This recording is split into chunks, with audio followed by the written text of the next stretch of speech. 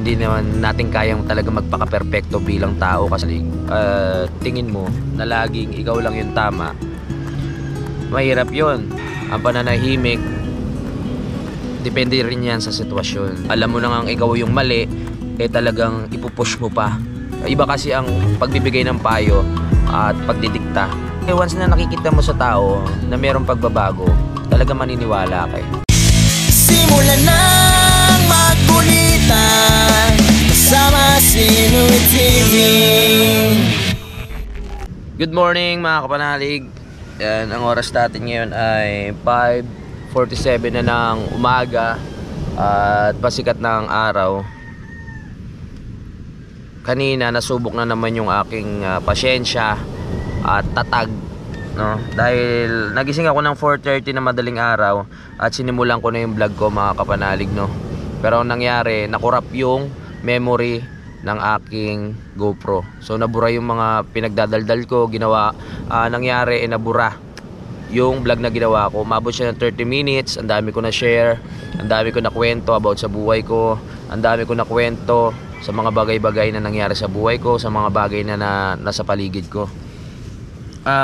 Natuwa lang kasi ako kay Kiefer mga kapanalig. Ayun yung topic ko kanina, na dahil ang laki ng pinagbago niya dahil nga sa salita ng Diyos mga kapanalig, sa way na magsasalita siya, sa way na nagsishare siya tungkol sa mga nangyari sa buhay niya, nagsishare siya sa mga bagay na pinagdaanan niya bago niya makamit yung pagbabago, no? Bago niya nakamit yung mga bagay na gusto niya mangyari. Ang dami niyang pagsubok na pinagdaanan. So na-realize ko lang din mga kapanalig na sa buhay natin, yung mga pagkakamaling nagagawa natin, ayun yung nagiging dahilan para magbago talaga tayo, para hanapin natin ang Diyos mga kapanalig, no? Ayun yung mga bagay na nagagawa natin, no? May mga bagay tayo nagagawa para ma-realize natin na kailangan nating baguhin yung pamumuhay natin, yung ugali natin, para mas dumami pa yung blessings at mas maging magaan ang buhay mga kapanalig, no? Kasi pag gumagawa ka ng tama, pag gumagawa ka ng mga naaayon sa ikabubuti ng lahat, mas magaan sa pakiramdam mga kapanalig.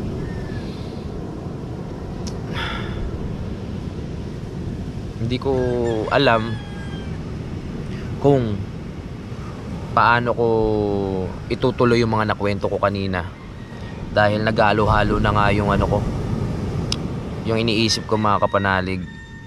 Parang na-stress ako sa nangyari. 30 minutes vlog, bigla na lang siyang nabura.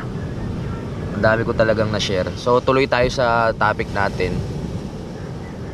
Isang pagsubok lang to sa challenge. Nangyayari talaga to. Ilang beses na nangyari sa akin to, na nag-vlog ako pero nabura yung video. Okay lang. So ipagpatuloy natin mga kapanalig, no? Sa buhay natin, pag may mga ginagawa tayong bagay na mali at hindi pa na tayo sinisingil, hindi pa natin marirealize na magbago mga kapanalig. Yan ang totoo, no? Kaya talagang dapat maaga pa lang, kung meron kang ginagawang mali, ayusin mo na mga kapanalig, no? Dapat sa sarili mo, alam mo na kung paano mo ayusin yan. Ako, hindi rin ako perfectong tao mga kapanalig, tulad nga na sinasabi ko sa inyo na marami rin akong nagawang kasamaan at nagawang mali sa buhay. At marami rin akong what if mga kapanalig sa buhay, na yung mga maling nagawa ko nung araw, kung hindi ko nagawa yun, nandito ba ako ngayon sa kinakatayuan ko o sa kinaupuan ko o sa kinalalagyan ko mga kapanalig? May mga bagay na nagagawa tayo sa buhay na mali, pero ayun pa pala yung magdadala sa atin sa pagiging successful mga kapanalig. Pero hindi ko sinasabing gumawa kayo ng mali para maging successful kayo, ha. Nangyayari lang talaga sa realidad yan. Kung isipin nyo, hindi lang naman ako, kayo rin mga kapanalig, isipin nyo kung ano yung mga nagawa nyong bagay na mali, no, na nakapagdala sa inyo sa tagumpay. Ito yung mga bagay na hindi naman dapat mangurakot ka, ganyan, para alam mo, ako sa side ko, yung mga nagawa kong mali at aminado ko dun, yung hindi ko na napanagutan kung ano yung mga nauna kong naging relasyon mga kapanalig, no? Hindi ko napanagutan sila at nagkaroon ng mga pangyayari na nagkahiwalay, no? hindi nag-work ng maayos yung relationship. What if nga kung nakatuluyan ko yung una kong naging partner, nandito kaya ako sa kinalalagyan ko ngayon? Ayun yung mga bagay na maling nagawa mo. Pero kung isipin mo naman sa kabila, oo nga no, may part na nakabuti talaga. May part na nakabuti kung bakit nandito ako ngayon sa kinalalagyan ko. Pero hindi po tama yung nangyari na yun, no? What if lang, mga kapanalig. Alam ko naman malawak yung pangunawa nyo, malawak yung pag-intindi nyo. Kaya sa buhay natin, hindi palaging tamang gawain lang din yung nakakaano sa atin, nakakapagpunta sa pagiging successful, mga kapanalig, no? Pero syempre dapat gumawa pa rin tayo ng mabuti. Piliin pa rin natin yung tama. Pag nangyari sa buhay nyo na meron kayong ginawang mali at successful pa rin kayo ngayon, maging thankful tayong lahat at humingi tayo ng tawad sa Diyos kung ano man yung mga nagawa natin. Yun lang, mga kapanalig, no? Dahil syempre kung hindi dahil sa plano ni Lord, no, wala ka din dyan sa kinalalagyan mo, mga kapanalig, at sa kinalalagyan ko. Ayun. Alam nyo about sa natutuwa ako kay Kiefer, no, dahil naalis niya yung sigarilyo, naalis niya yung alak.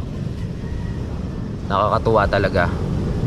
Pero hindi naman lahat ng tao, mga kapanalig, na may bisyo masamang tao na. Naiintindihan ko yung side ni Kiefer dahil para sa health yan at para sa ikagaganda ng takbo ng karir niya. Tama po yun. As in, very good 100%. Pero sa realidad ng buhay, hindi naman lahat ng tao na may bisyo masamang tao na. Natuwa lang ako sa kay Kiefer dahil hindi ko talaga ako makapaniwala na nagawa niya yun sa buhay niya. At para sa akin, natutuwa ako doon kung nanonood man si Kiefer. Iba-iba kasi tayo ng sitwasyon ng buhay, ng kalagayan, mga kapanalig, no. Ako din, may kanya-kanya tayong kwento, may kanya-kanya tayong storya kung bakit nagawa natin yung bagay na yun para makapagpadala sa atin sa pagbabago.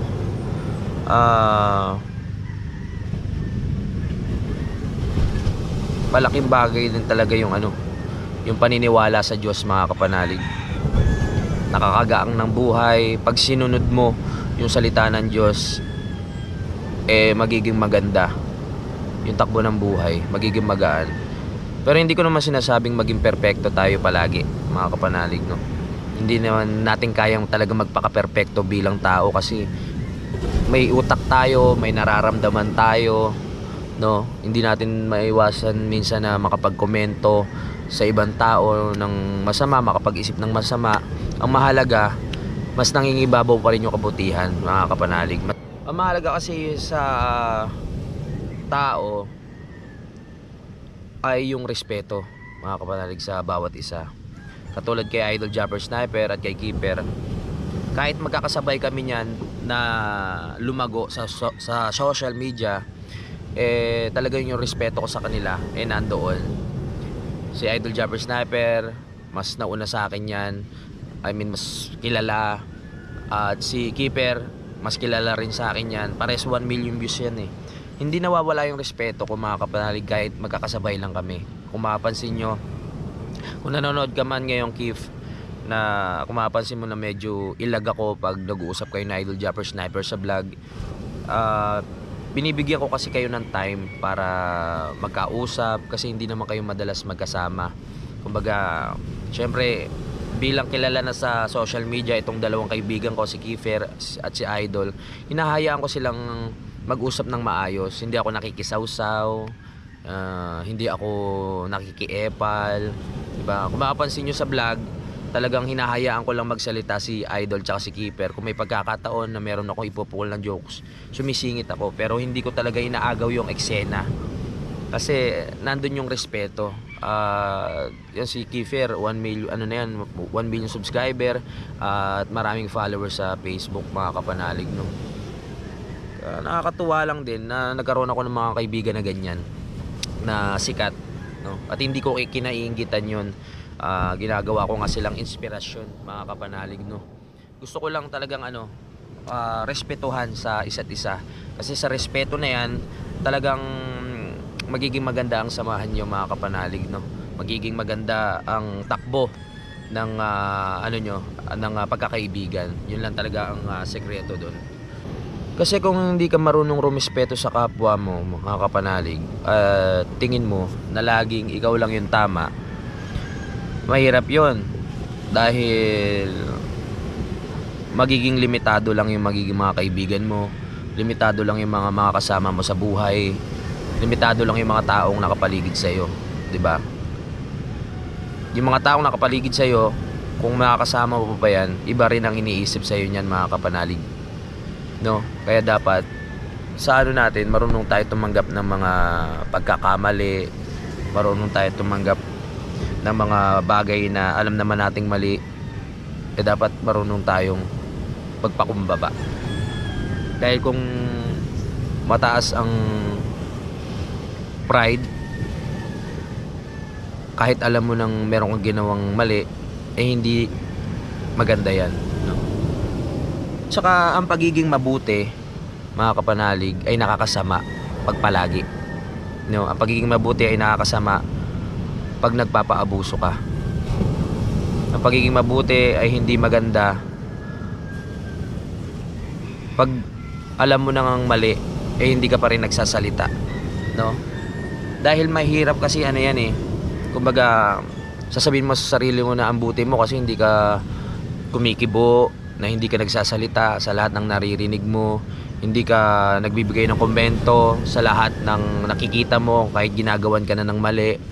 Ang pananahimik kasi nakadepende rin yan mga kapanalig, no? Ang pananahimik depende rin yan sa sitwasyon. Dahil mahirap manahimik at sarilinin ang problema kasi baka mamaya sumabog ka. Kumbaga naiipon yan mga kapanalig. May mga bagay, may times na kailangan mo rin magsalita para mailabas mo yung tama, mailabas mo kung ano ba talaga yung mga nangyari, no? Kasi ang pananahimik may mga dulot din yan na ikasasama, no? Magsalita tayo kahit paminsan-minsan, masabi natin sa mga taong nakapaligid sa atin kung ano ba yung mga nagawa nilang mali sa'yo, kung ano ba yung mga bagay na ginagawa nila na hindi tama, para ma-realize din ng tao na yon. May mga time mga kapanalig na kami ni Idol Japper Sniper ay nag-uusap kami sa mga ganyang bagay. Kung meron ba siyang naging problema sa akin dati, tinatanong ko siya kung may mga nagawa ba akong mali na hindi niya nagustuhan. At ganoon din naman ako sa kanya mga kapanalig, no? Na nagsasabi kami, nag-uusap kami bilang magkaibigan na kung ano yung mga nagiging problema namin sa isa't isa. At ayos, naaayos namin o napapaliwanagan namin yung mga nangyari, no? Sa pag-uusap na kasi na ganyan mga kapanalig, dapat marunong kayong umintindi sa isa't isa. Kasi kung yung isa ma-pride, walang mangyayari sa usapan nyo mga kapanalig, no? Dapat kung kayo ay mag-uusap ng dalawang magkaibigan, dapat intindihin nyo yung isa. Kasi may mga may mga storya, may mga kwento kung bakit nangyari yon, o isa-isahin nyo kung bakit mo nagawa yung mga ganung bagay para mabigyan ng solusyon. Hindi yung alam mo na ngang ikaw na yung mali, ipipilit mo pa. Alam mo na ngang ikaw yung mali, talagang ipupush mo pa na sasabihin mo na ikaw yung tama. Pag ganyan, hindi talaga magkakayos ang mga magkaibigan at ang mga taong nakapaligid sa inyo, mga kapanalig. Dapat sa buhay natin matuto tayong dapat sa buhay natin talagang maisip natin yung mga bagay na ginagawa natin mga kapanalig, no? Ang dami ko ng daldal, inabutan na tayo ng liwanag dito mga kapanalig. Ako kasi ito yung taong mga kapanalig na sa totoo lang ayokong makakasakit ng tao. Pero sa pag-ibig marami ako nasaktan mga kapanalig, no? Pero yun nga, Aminado. Yun nga, pero sa ibang part, syempre sabi ko nga, piliin mo pa rin maging mabuti. Habang lumalaki ako at tumatanda ako, na-realize ko na mas masarap pala yung wala ka nasasaktan na tao. Diba? Kaya minsan pag may nagagawa akong mali, kahit konti lang, ganun akong tao eh. Iniisip ko na yan. Sabi ko, teka, baka na-offend ko to si ano ah.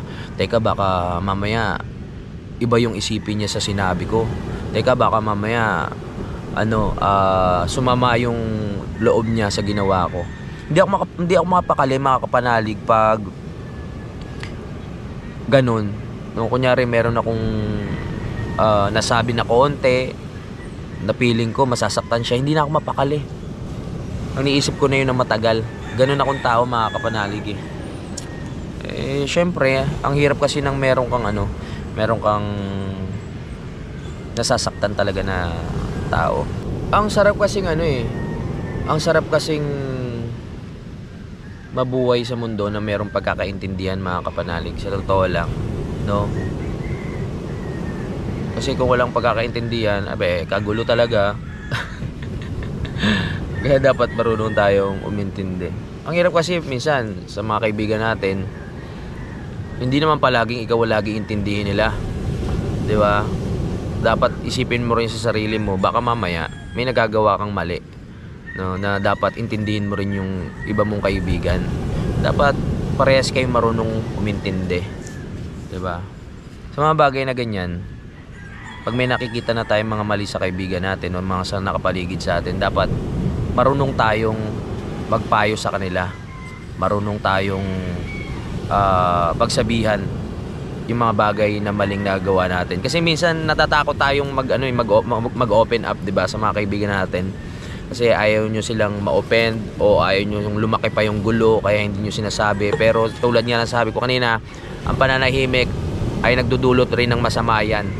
Kaya dapat sabihan nyo yung mga nasa paligid nyo kung meron kayong nakikita na mali, no? Pero yung naman, yung ka-close nyo naman, wag naman yung ibang tao na bigla nyo sasabihan na ganun, di away yung away na naman yung kahinatnan nun. Away na naman. Kaya mamaya nakakasalubong kayo, hindi nyo naman kilala, may nakita kayong mali, sisitahin nyo.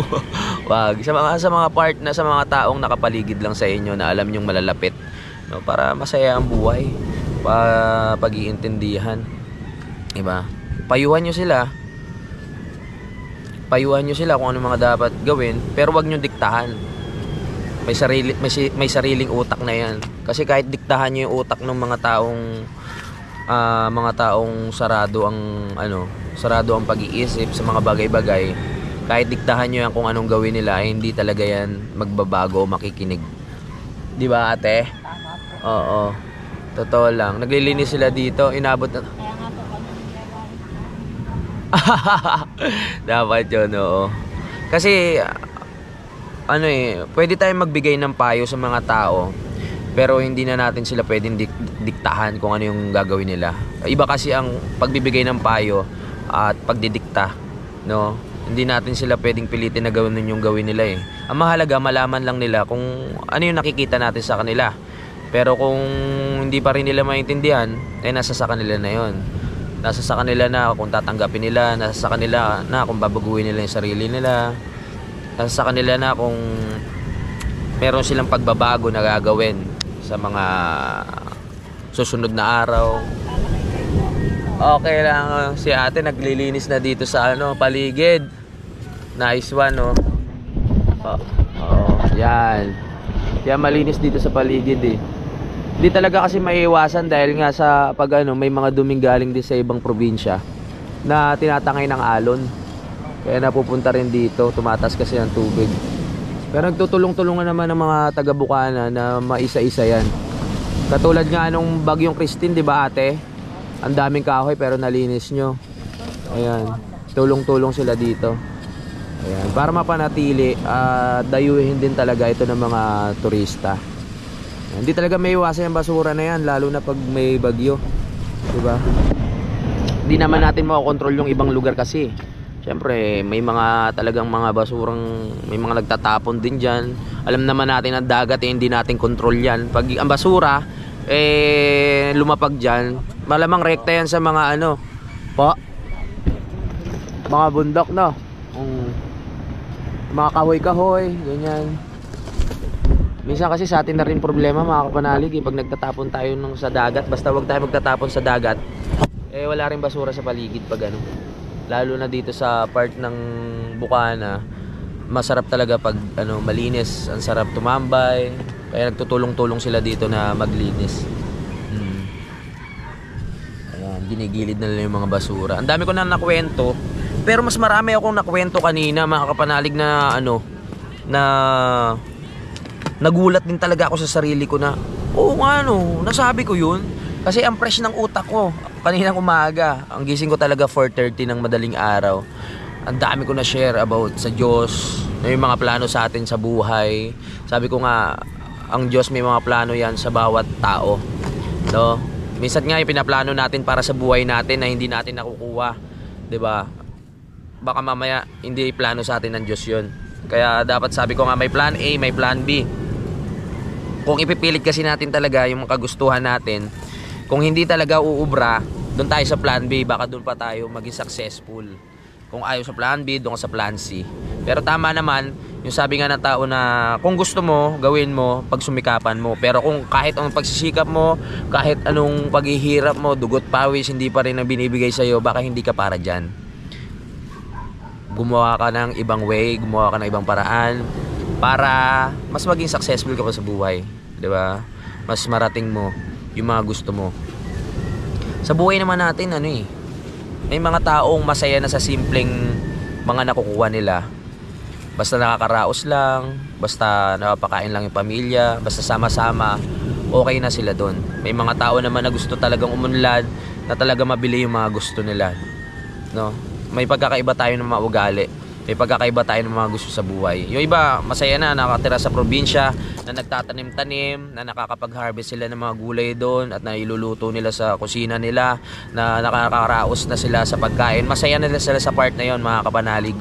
Pero may mga tao rin na masasaya sila pag meron silang pera at gusto nilang nabibili ng lahat nilang gusto nila, no? So wala pong masama doon. May kanya-kanya lang tayo ng gusto sa buhay na mangyari. No, kung depende lang sa trip nyo, depende lang sa gusto nyo, diba? Nasa sa inyo yan. Diskarte nyo yan mga kapanalig. Basta ako, ang diskarte ko sa buhay ko, eto, ang magbigay ng kasiyahan sa inyo, makapaghatid din ng salita na magiging inspirasyon sa inyong lahat mga kapanalig. Wag lang susuko. Basta pag alam nyong hindi na kaya, dito naman sa kabila, no? Basta wala lang tayong tatapakan tao. Wag lang tayong gagawa ng masama para lang makuha natin yung mga bagay na gusto natin. Wag lang tayong gagawa ng masama para makuha lang natin yung mga yung mga minimithi natin sa buhay, mga kapanalig mo. Ang sarap magkwento dito habang tinititigan ko yung dagat, Fortune Island. Sinadya ko talaga na dito magsalita dahil kanina nga nung nandun ako sa bahay ni Idol, ang dami ko nasabi pero nawala ako sa focus, kaya pumunta ako dito sa dagat. Dito na ako inabot ng umaga sa pagkukwento ko sa inyo mga kapanalig, no? Ito yun, maraming salamat sa pakikinig sa inyo. Habang nagkukwento pala ako kanina, yun, banggitin ko na rin dito na parang may sign, parang naisip ko lang bigla, parang nakurap yung ko. Yun pala, habang ako nagkukwento, may nangyari na pala dun sa condolence kay Jamie Nukum dahil na matay na po yung kanyang mother kanina lang.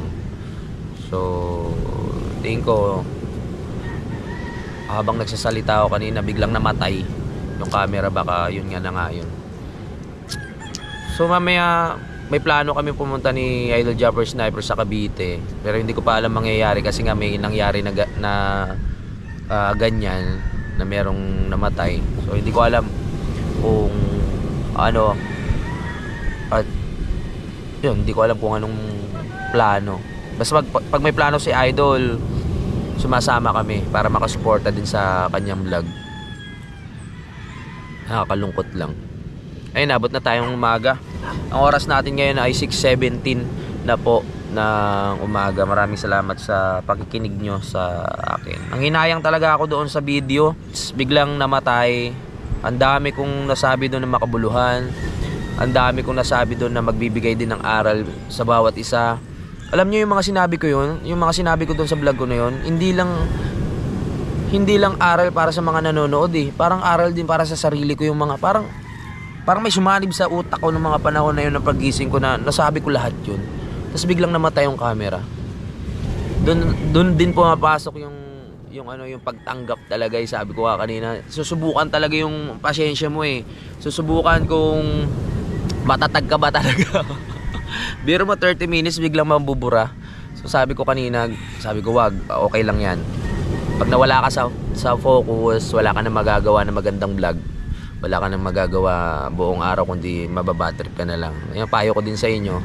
Pag may mga bagay na nangyayari sa inyo na nakakabwisit, na talagang nakakagalit, na nakakainis, bigyan nyo yung sarili nyo na mag-isip. Bigyan nyo yung sarili nyo na huminga lang. Huwag kayong mainis. Kasi pag patuloy nyo yung pinag-iisip yan mga kapanalig, pag nainis kayo, maapektuhan lahat ng plano nyo sa buhay nitong araw na to. So time to think. Wow! Hinga malalim. Tapos yun, bagong plano na naman. Katulad nito, panibagong vlog mga kapanalig.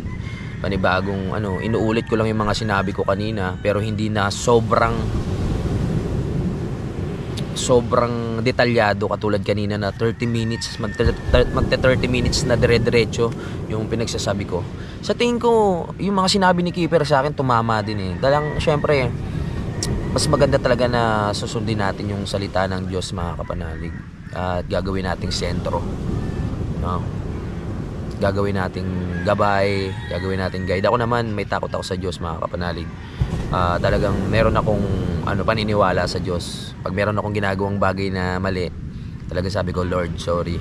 Hindi ako pala simba, pero lagi ako tumatawag. Hindi ako pala dasal din, pero palagi akong thank you, Lord. Diba? Pag mayroon akong mga nagagawa na thank you, Lord. Pag mayroon akong tapos ako mag-edit, salamat, Lord. Pagkatapos ko kumain, thank you, Lord. Mga ganun, yung mga maliliit na bagay, naririnig na ng Diyos yun. Pag meron akong, nagugulat na lang ako sa sarili ko, hindi ko binibuild up yung sarili ko mga kapanalig, para sa akin lang, ikinikwento ko sa inyo. Pag may mga bagay akong nagagawa na talaga mga simple lang, bigla ako napapano, thank you, Lord. Nagiging normal, no? Ang pagiging banal naman talaga hindi naman talaga hindi naman magagawa ng pangkalahatan na sobrang pagiging banal. Sabi ko sa inyo, tao lang tayo. Pero bilib ako kay Keeper, talagang saludo sa pagbabago. At gusto ko rin mangyari yan sa buhay ko, ang pagtigil sa pag-inom. Gusto ko rin mangyari yan. Dahil nakikita mo Kasi once na nakikita mo sa tao na mayroong pagbabago, talaga maniniwala ka Hindi lang puro salita, 'di ba? Hindi lang puro dada. Pag may nakikita kang pagbabago at sa presensya niya, sa pagkatao niya, doon ka maniniwala na talagang ginagawa niya yung mga bagay na yun. At naniniwala ako kay Keeper dahil nakita ko sa kanya yung pagkaganda gumanda yung kutis niya, tumaba.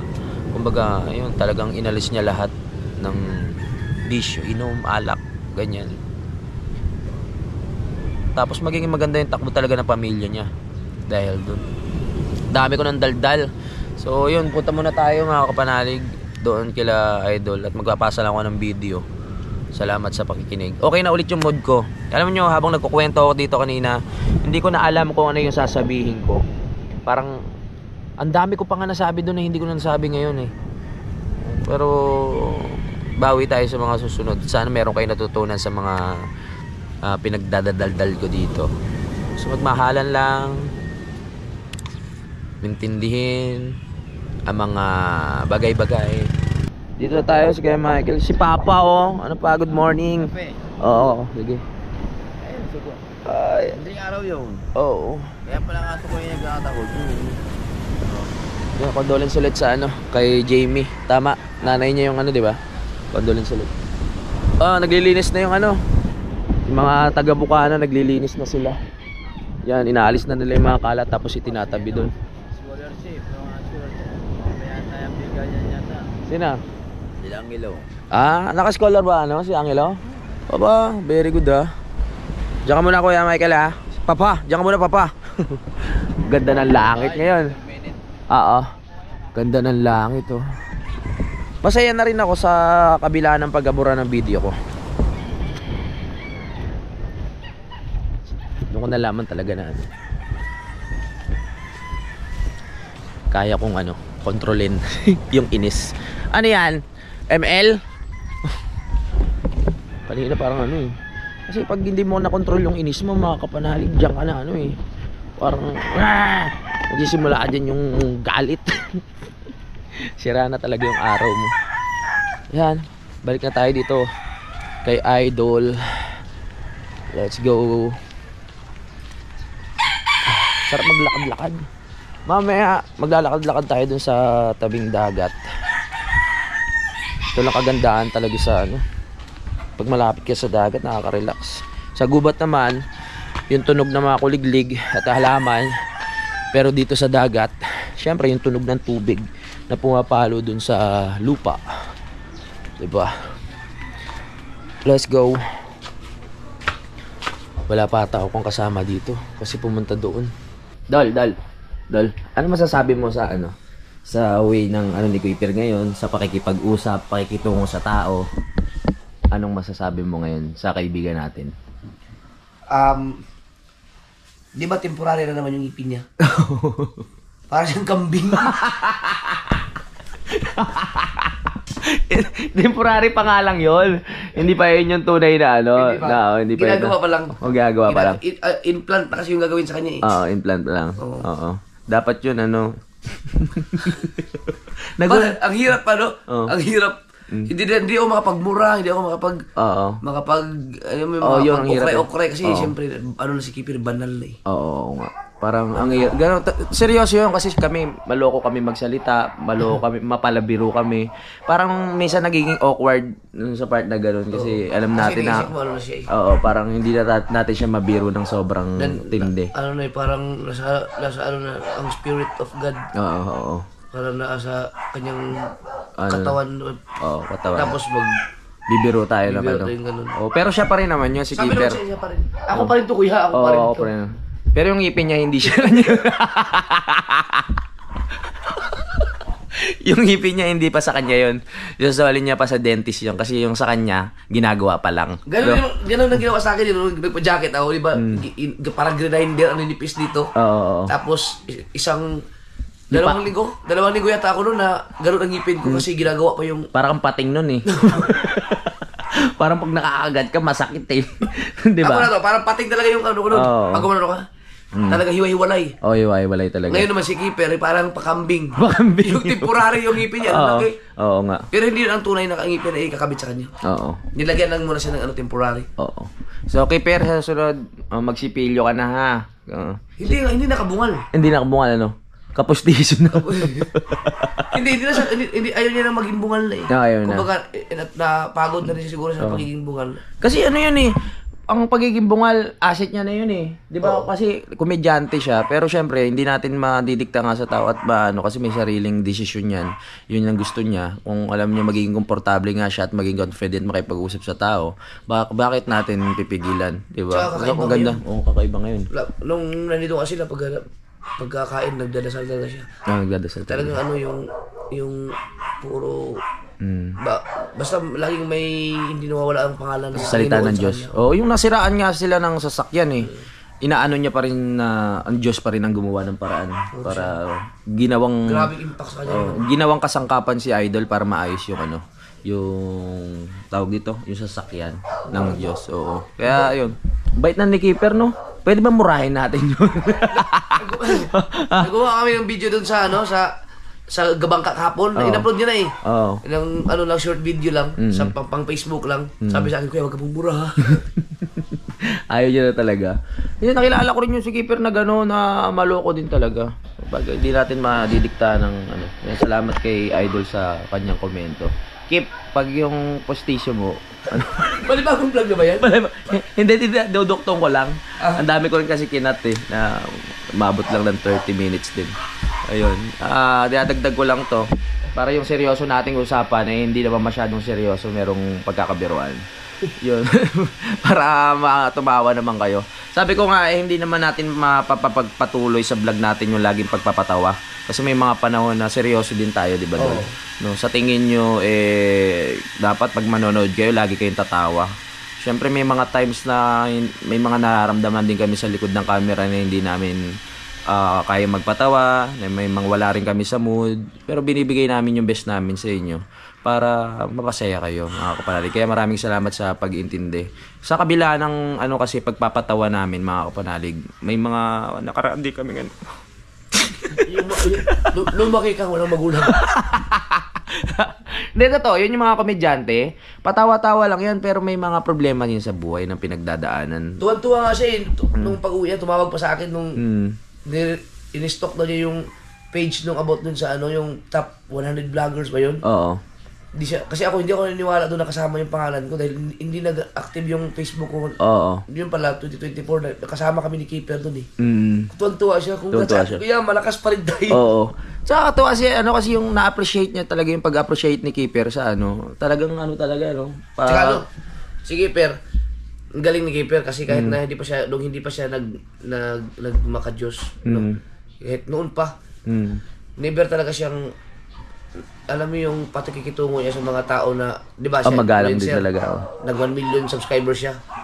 Pero pag nakasama mo siya, akala mo parang 1,000 followers lang. Galang, no? O hindi siya katulad ng iba na, uy, 1 million subscribers ako o 1 million followers ko, dapat respeto ka sa akin. Wala siyang ganun. Wala siya, naiilang pa nga sa atin minsan eh. Ano siya, talagang napakabait at bata. Wala siyang hindi siya mapagmalaki.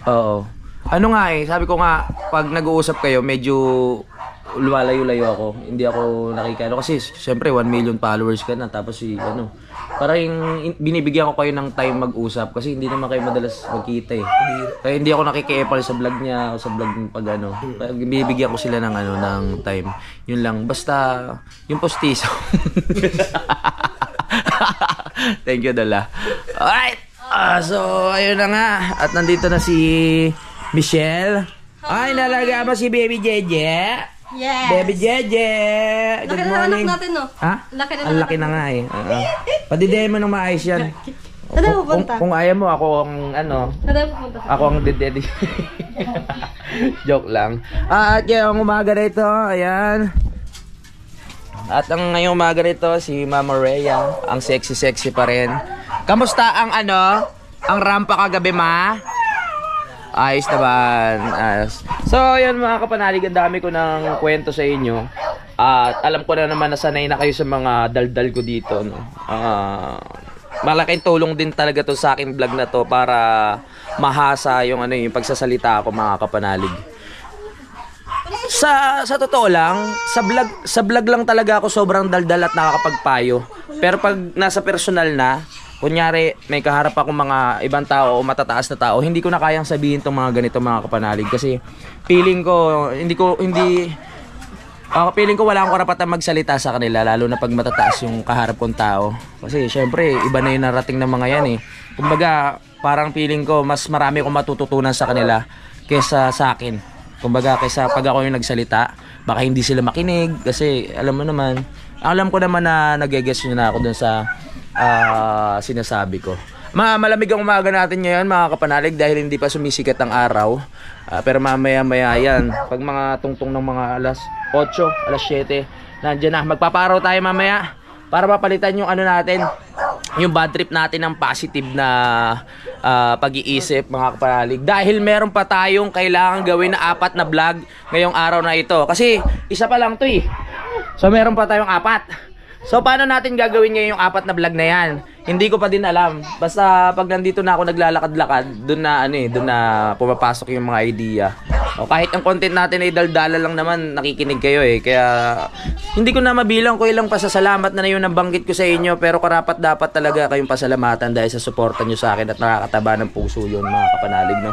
Kung nanonood ka man ngayon, kahit sino ka man dyan na nakikinig, thank you talaga. Napakalaking parte nyo po sa buhay ko ng pagbablog. Kundi dahil sa inyo talaga, syempre, hindi rin namin alam kung nasaan kami ngayon. Katulad ni Michelle ngayon, no? Oh, yung bata!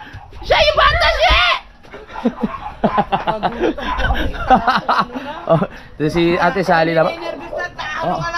Ay, oo nga pala. Si Ate, oo nga. Ah? Ano yun? Dito, Jeje. Pasok sa loob. Kikilitin mo. Ito, paglikan nito, isa pa tong madaldal eh, na. O, takot mo na, takot. Walas mo na si Pon. Nakot sipon eh. Walas mo na si Pon. Yung, ano mo naman yung anak natin? Ay. Wah! Takot naman sila, takot. Natutuwa ako sa bata na yan kasi alam mo, si Idol Jumper Sniper, hindi yan takot sa tubig at mahilig kami sa tubig lumongoy-lungoy. Kaya nung nagkaanak siya ng lalaki, walang takot sa tubig. Pag yan, dinala mo sa dagat, talagang lulublob yan mga kapanalig, no? Talagang hindi mo makikita sa kanya yung takot. Mas nai-enjoy niya pa yung paliligo sa dagat. Siyempre, namamana yan eh. Kung bata pa lang, kung ikaw... Ano yan? Sipag ni ano, ganyan talaga yan, masipag na asawa talaga yan. Nagwawalas yan tuwing umaga, pinagtitimpla ng kape si Idol Jumper Sniper. Bait talaga yan si Ann. May pagkain na ba tayo, Ann? Wala. Wala pa. Wala. So magpapaalam muna ako mga kapanalig. Maraming salamat sa pagsubaybay sa aking vlog. Magkita-kita na tayo sa next update. I love you all at sabay-sabay natin na tunghayan kung ano mangyayari sa challenge. Bye-bye.